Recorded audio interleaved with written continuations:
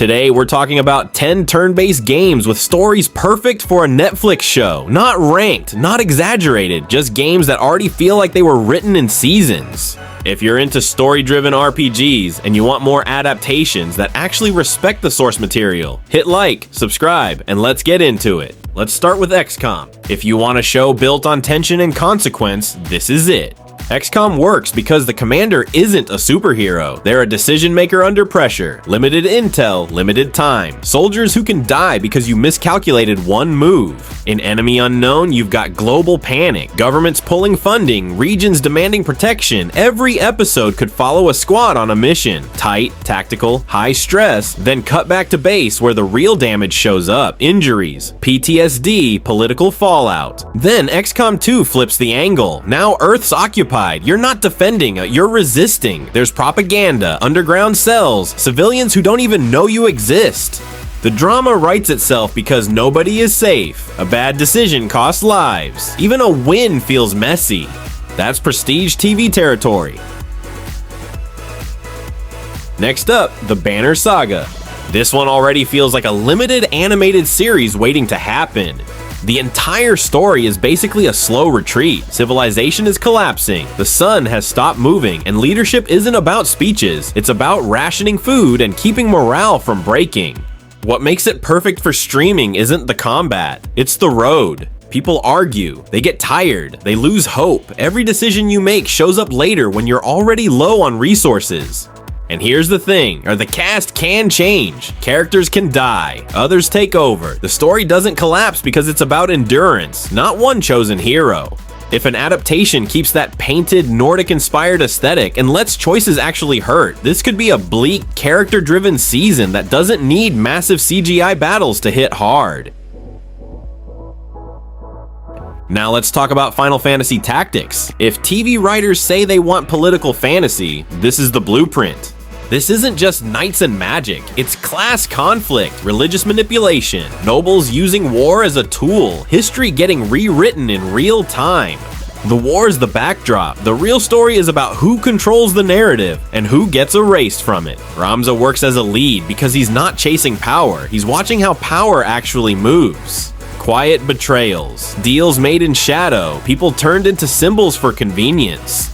A series adaptation could lean into that slow burn tension, let conversations matter, let alliances shift gradually instead of explosively. Play it grounded, keep the tone serious, treat it like historical drama with fantasy layered in, not the other way around. And it would absolutely hold up. Now let's talk about Shadowrun. This one already feels episodic by design. The whole structure is built around jobs. A team gets hired. The plan falls apart. Someone has a hidden motive. Nobody fully trusts anyone. That's season-ready storytelling. What makes it stronger is the trilogy setup. Returns, Dragonfall, and Hong Kong each take place in different cities, with different power structures. That means every season could follow a new crew in a new location, while the larger cyberpunk fantasy world stays consistent. And tone matters here. Shadowrun only works if it stays grounded. Magic and cyberware shouldn't feel flashy. They should feel like tools with consequences. Augment your body? Cool. Now deal with the psychological cost. Cast spells? Fine. But it drains you. Keep it street level. Focus on corporate greed, gang politics, and personal loyalty over spectacle. Lean into the grime and the moral gray. If handled right, this could run for multiple seasons without exhausting the setting. Next up, Baldur's Gate 3. This one's obvious, but not for the reasons people think. It's not about the big main quest. It's not even about the mind flayer tadpoles. The real hook is the companions. The best scenes in this game aren't boss fights. They're campfire conversations, arguments after a bad decision, that quiet moment where someone's trauma spills out and changes how the group functions. That's TV gold. Each companion has enough depth for their own season-long arc. Trust builds slowly, it breaks, it reforms, and the tension doesn't come from bigger monsters. It comes from whether this group can survive each other.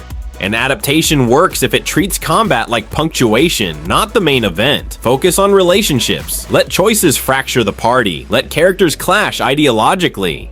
Make it character-driven first, fantasy second. That's how it sticks. Now, Persona 5 Royal.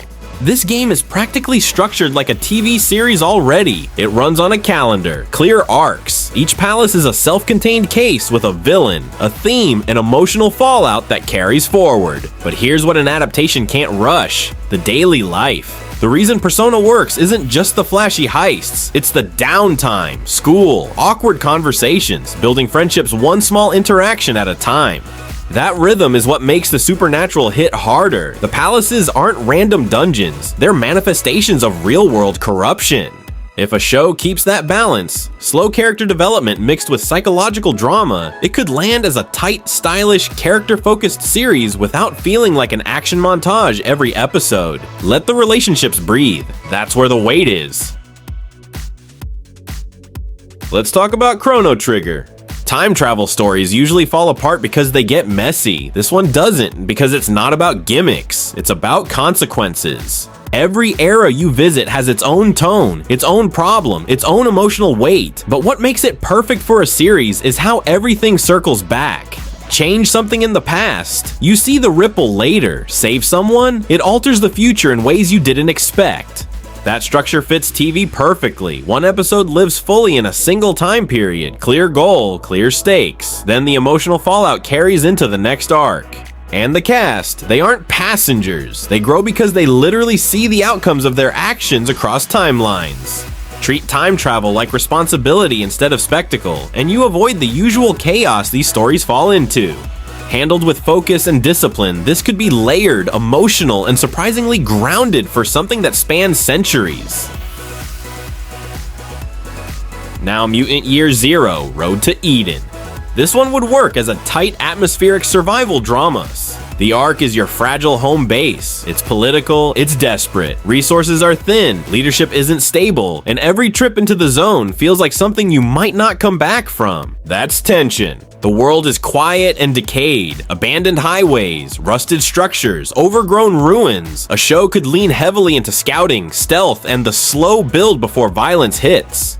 And the characters? Mutants with baggage, trust issues, different ideas about survival. They work together because the alternative is extinction. If an adaptation keeps it grounded and avoids turning it into non-stop action, it could land as a patient post-apocalyptic drama where survival decisions matter more than spectacle. Let the mystery of the old world surface piece by piece. That's what keeps people watching. Next, Jagged Alliance 3. This one has a built-in TV formula because the mercs are the story. You hire a team, you deal with their personalities, you watch the plan fall apart in real time. Arguments mid-operation, different moral lines, loyalty that lasts only as long as the paycheck clears. A series could follow a rotating roster of hired guns across one larger conflict. Some stick around, some walk away, some don't make it. The tone can swing between dark humor and real consequences without feeling inconsistent. The comedy comes from how badly people cope under pressure, not from slapstick. If the adaptation stays character-driven and keeps the operations messy instead of heroic, you get a war drama where squad chemistry is the main hook. And that's way more interesting than another clean-cut military show. And finally, Yakuza, Like a Dragon. This one works because it's character first. Ichiban isn't your typical crime drama lead. He's hopeful, he's stubborn, he believes in loyalty even when the world keeps punishing him for it. That's seasoned material. The city does a lot of the heavy lifting too. It feels alive. Different districts, different power players, side stories that add texture instead of distraction. The turn-based framing in the game actually supports the narrative. It's about teamwork, people covering each other's weaknesses, found family built out of broken adults trying to rebuild their lives. A series could balance crime drama with those weird detours the franchise is known for, as long as the emotional core stays grounded. When this story hits, it hits because it cares about redemption, about second chances, about people trying again. And that translates to TV better than most games even attempt to. So yeah, turn-based games, the slow ones, the math-heavy ones. Meanwhile, they're quietly sitting on layered characters, long-form arcs, political drama, emotional fallout, everything streaming platforms say they want. If you enjoyed this one, hit like so more RPG fans see it. Subscribe if you want more deep dives like this, and tell me in the comments, which turn-based game would you binge on day one? I'll see you in the next one.